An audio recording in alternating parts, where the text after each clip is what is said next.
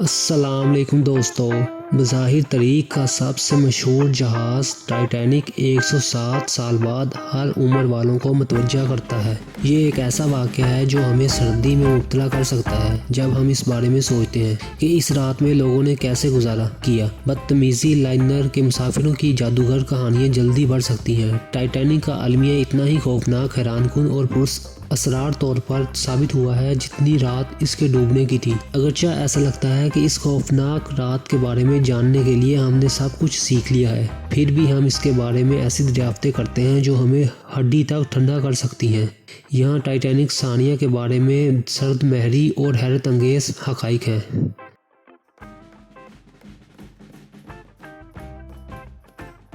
2004 में मलबे के मुकाम पर समुद्री फर्श पर पड़े जूते के एक जोड़े की तस्वीर खींची गई। टाइटैनिक के डूबने की 100वीं सालगिरह पर तस्वीर अवाम के सामने जारी कर दी गई। जूते एक दूसरे की करीब थे कि शायद वो एक बार शिकार पर थे और इसके बाद से जिस्म का टकराव हो गया। फिल्म बनाने वाले जेम्स कैमरून मुतअद्दिद बार मलबे के मुकाम का दौरा कर चुके हैं और कहते हैं कि कभी भी कोई उन्हें इंसानी बाकियात नहीं मिली और ना ही मिल पाएंगी, क्योंकि हड्डियों को इस गहराई में निस्बतन तेजी से तहलील हो जाएगी। मुसाफिरों के पास सिर्फ वो चीजें बच गईं जो जिंदा नहीं बच पाए, वो कपड़े जो उन्होंने पहन रखे थे और इनका सामान, खास तौर पर इनके जूते। जूतों के करीब से पाए जाने वाली जूतों का इम्कान कहीं ज़्यादा होता है जब मुतासिरा का जिस्म आराम में आया था।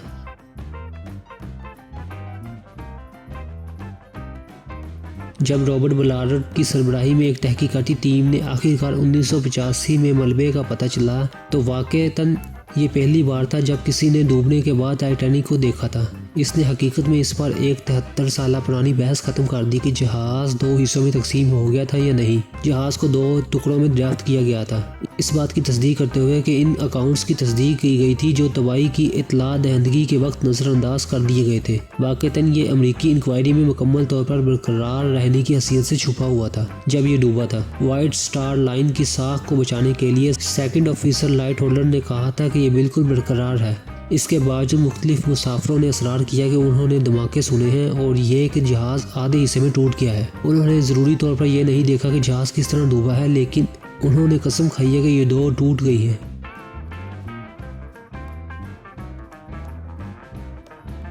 1898 में मुसन्निफ मॉर्गन रॉबर्टसन ने दी रैक ऑफ टाइटन या फ्यूटिलिटी लिखी। प्लॉट सभी वाकिफ थे। रॉबर्टसन ने बहरे एक्विनूस के इस पहाड़ी सफर टाइटन के बारे में अपनी एक जहाज के बारे में लिखा था जो एक बर्फ बर्ग से टकरा गया और डूब गया। लाइनर में काफी लाइफ बोट नहीं थी और इसे गैर मुनक्ता होने की वजह से बयान किया गया था क्योंकि ये इस वक्त का सबसे बड़ा जहाज था। ये सब बहुत वाकिफ है और ये कहानी टाइटैनिक के डूबने से 14 साल पहले लिखी गई थी। बहुत से लोगों ने सोचा कि क्या रॉबर्टसन एक कदीम मुसन्निफ था, लेकिन दूसरों ने कहा कि वो सिर्फ इतना जानते हैं कि वो जिसके बारे में बात कर रहे हैं, चूँकि वो बुनियादी तौर पर समुद्री अमूर के बारे में लिखते थे। शायद इसने देखा कि समुद्री लाइनर बड़े बड़े होते जा रहे हैं और इसके खतरात के बारे में हैरत ज़दा है। इसमें आइसबर्ग्स भी शामिल है। रॉबर्टसन से रब्ता किया गया और इनसे पूछा गया कि वो टाइटैनिक के डूबने के बाद दावेदार था। उन्होंने जवाब दिया, नहीं, मैं जानता हूँ कि मैं क्या लिख रहा हूँ।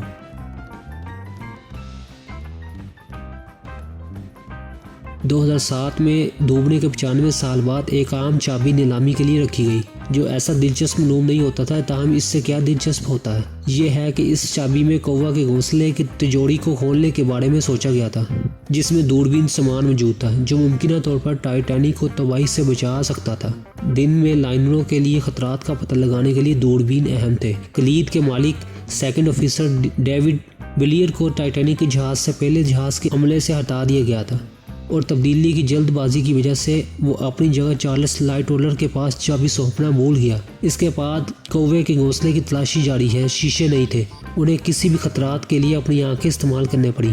ये इस्तदलाल किया गया है कि अगर इनके पास दूरबीन होता तो वो आइसबर्ग को जल्द देख सकते थे। बदकिस्मती से कलीद कभी दूरबीनों और टाइटैनिक के मुकम्मल इसरार को गैर मुकफ्फल करने के काबिल नहीं हो सकती है।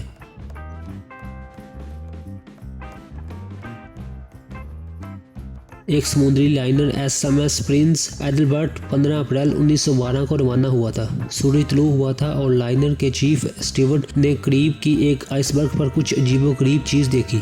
इस पर इसकी एक बहुत बड़ी सुर्ख लकीर लगी हुई थी, जैसे जहाज की हल इसके खिलाफ चीख उठी हो, और मुख्तदर ने इसकी एक तस्वीर खींची। इस वक्त टाइटैनिक के डूबते हुए अभी तक प्रिंस एडलबर्ट के अमले के बारे में मालूम नहीं था। स्टीवर्ट ने इस तस्वीर के साथ एक नोट पर लिखा है, टाइटैनिक के डूबने के अगले दिन स्टीमर प्रिंस एडलबर्ट ने आइसबर्ग को दिखाया, जिसमें दिखाया गया था ये तस्वीर टाइटैनिक की तबाही अभी तक हमें मालूम नहीं थी। एक तरफ सुर्ख पेंट साफ नजर आ रहा था, जिसकी ज़ाहिरी शक्ल ये है कि आइसबर्ग पर बर्तन की खदरी की वजह से बनाया गया था।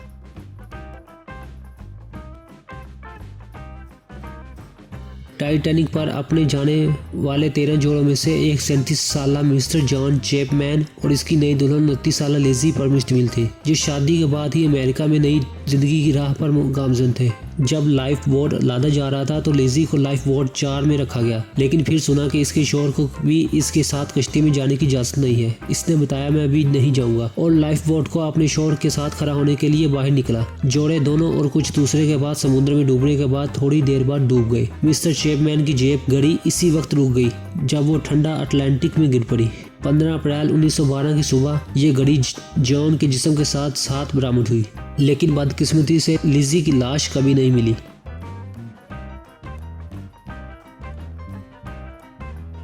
14 अप्रैल को, जिस दिन टाइटैनिक ने आइसबर्ग को निशाना बनाया था, एक हंगामी लाइफ बोट डरल स्टीम्स रीफी के मुताबिक तय किया गया था। नामालूम वजूहात की बिना कैप्टन स्मिथ ने ड्रिल मंसूख कर दी। अगर ये मुश्क गुजर जाती तो और भी बहुत सी जानों को बचाया जा सकता था। मुमकिन तौर पर मुसाफिरों ने लाइफ बोटों को लोड करने में मुनासिब प्रोटोकॉल और तरीकाकार पर अमल किया होता।